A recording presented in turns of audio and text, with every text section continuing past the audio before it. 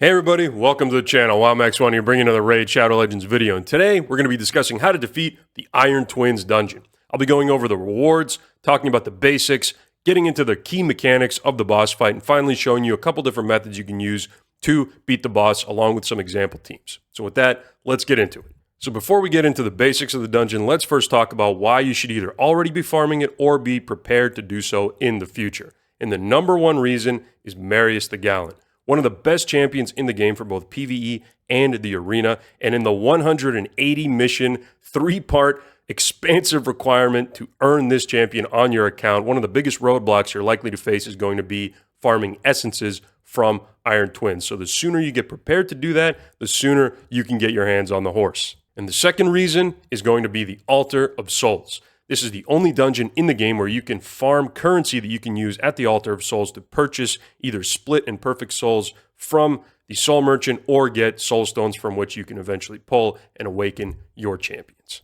So now that we know why we're farming the dungeon, or at least preparing to farm the dungeon, let's talk a little bit about the basics. So this is going to be your typical single boss encounter, no different rounds, no waves. The boss is going to get a little bit stronger once it drops below 40% HP. And there's going to be a stacking damage mechanic throughout the encounter, which means that you're going to want to finish it as quickly as possible or find some way that your team's not going to be taking insane damage over time. Now, unlike other dungeons in the game like Spider or Dragon that are only gated behind energy and you can farm them as much as you want, Iron Twins is unfortunately gated behind keys that you get every day. You need to use one key for one stage. You get 6 free and you can spend up to 150 gems in order to get 6 more for a total of 12. Now, the nice thing is, even if you lose a stage, let's say you're putting together a team in theory crafting, you will get the key back. You won't get the energy back, but at least you'll get the key back so you can keep trying. And the other thing to note is that unlike other dungeons, this one does rotate its affinity throughout the week. On different days, you're going to have different affinities, which means that could present a potential challenge when it comes to team building.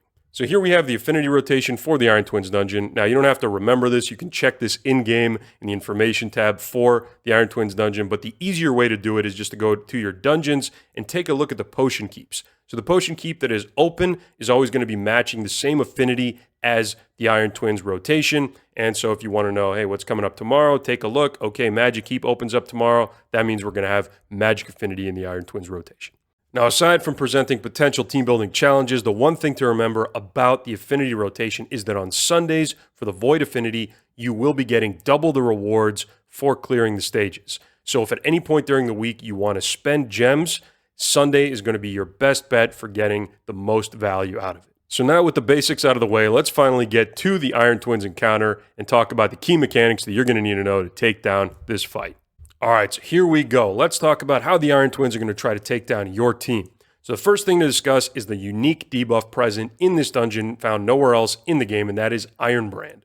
Now, Iron Twins are going to be trying to put Iron Brand on your team throughout the encounter and stacking the counter for the debuff as high as it can go. Now, it can be resisted, but once it's on, it's protected. You cannot take it off unless one of your champions dies and is revived, or if you happen to have a Whisper that takes like 10 turns in a row and outpaces the counters on the debuff. So why does Iron Brand matter? Well, when the boss falls below 40% HP, gains an ability called Doomsday Machine. Doomsday Machine ignores 30% of your team's defense and will deal additional damage for every counter of Iron Brand on your champions. So the longer this encounter goes, the higher those stacks get, the more damage Doomsday Machine will do, to the point where it pretty much just one-shots your whole team.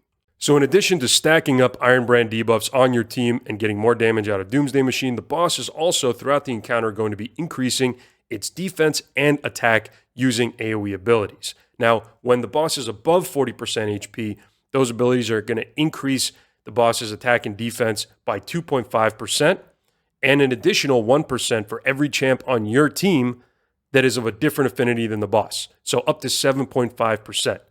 So that's one reason why you should consider changing up your teams with each affinity rotation, unless you just have a team that can absolutely just clear its way through Iron Twins without any worry at all. Now, when the boss falls below 40% HP, Doomsday Machine is the ability that ends up increasing both defense and attack, and in this case, not 2.5%, but 4% plus an additional 1% for every one of your champions of a differing affinity from the boss. So up to 9% increase attack and defense with each Doomsday Machine use. So again, this all goes to underscore that this fight is best ended quickly, or you should have a team that basically takes no damage from the boss, and we're going to discuss that in the counters section in a moment.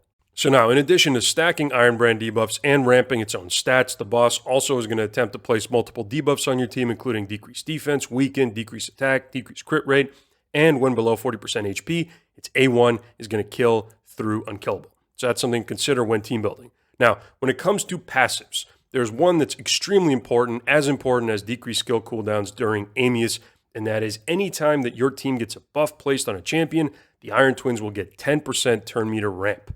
The only way to get rid of that is to place a decreased speed on the boss, making that the single most important debuff to bring for this encounter.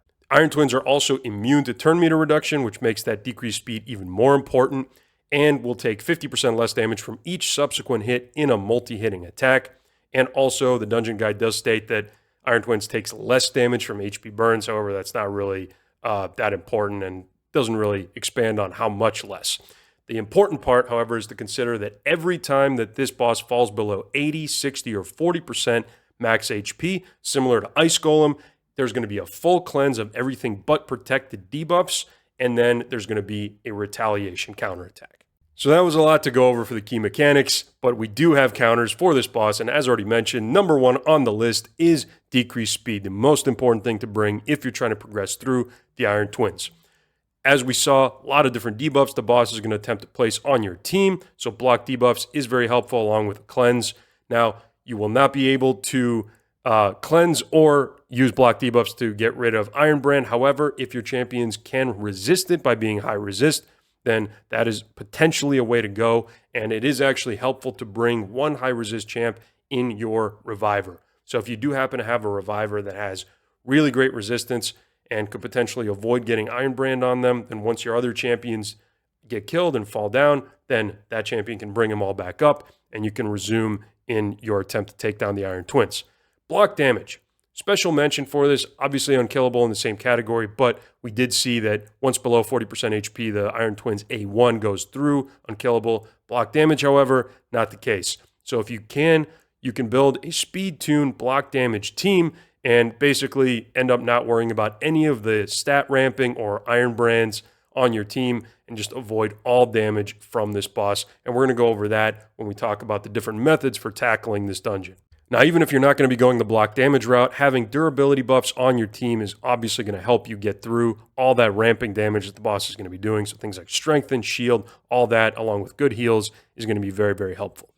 Brimstone Blessing. So having a protected smite, since we already know the boss is going to be cleansing at 80, 60, and 40% HP, having a protected smite is just going to make the encounter that much faster. So bringing a high-level smite is also very helpful. Now I just wanted to call out a couple of example champions that I think are really good for the Iron Twins. Pythion, great example of an AoE reviver that you could build as high resistance to be able to take down this boss. Pythion not only offers a cleanse and a block debuffs, but also has that amazing passive that makes your team tankier and able to absorb more damage.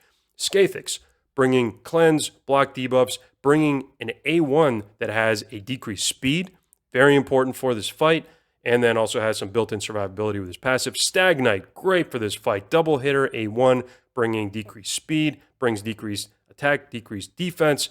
Great for both offense and defense. Solid champ. And then Geomancer, of course, used in a lot of those block damage compositions, but even without those, he still brings HP burn, weaken, brings more damage for your team whenever the boss is hitting you. Great for a lot of progression comps when it comes to Iron Twins. So as I alluded to earlier, there's basically two different methods you can use to take down this boss. The first I'm going to call the standard method, and that's just bringing all those components that we just talked about in the counters page, things like decreased speed, cleanse, block debuffs, durability buffs, heals, maybe a high resist reviver to bring up your team after Iron Brand stacks up a little bit too high, and just bring your damage dealers and just push your way through the boss.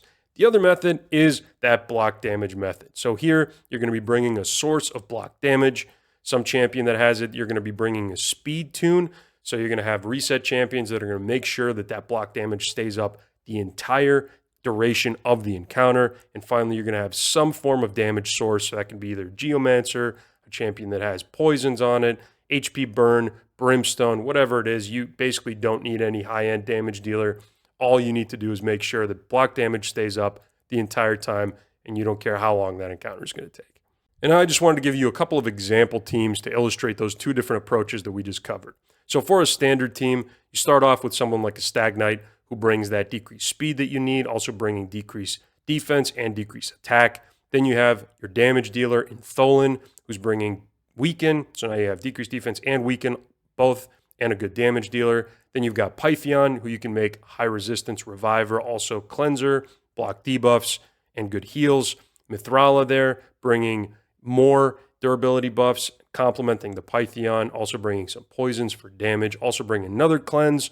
And then for that last slot, you can either throw in another damage dealer, maybe somebody that's going to bring increased speed for your team, or an additional source of decreased speed, for example, or both. You could have like a Haikatoon instead of the ninja, or just the ninja just to end the encounter a little bit faster. And then the second example is that block damage team. So for the damage component, you have somebody like a Geomancer, and then you would have a champion that brings, so in this case, I listed 3 champions that all put up 2-turn block damage, making it a little bit easier to keep up, paired up with some reset champions. So we're talking your Ladies of Irith, your Emic, or 3 Painkeepers in this case, or if you happen to have like a Yumiko and a Lamasu or something, and you just make a reset loop, anything there works. All you're going to do is just make sure block damage stays up the whole time, and then Geomancer's passive and his burns are slowly going to whittle down the boss. And there you have it, everybody, the official WoW Max 1 guide for the Iron Twins dungeon. If you found today's guide helpful, please consider liking, subscribing for more content like this in the future. Let me know down in the comments below what the next guide is you'd like to see on my channel. Thank you for watching today's video. Thank you for your time. Have a great day, and I'll catch you in the next one.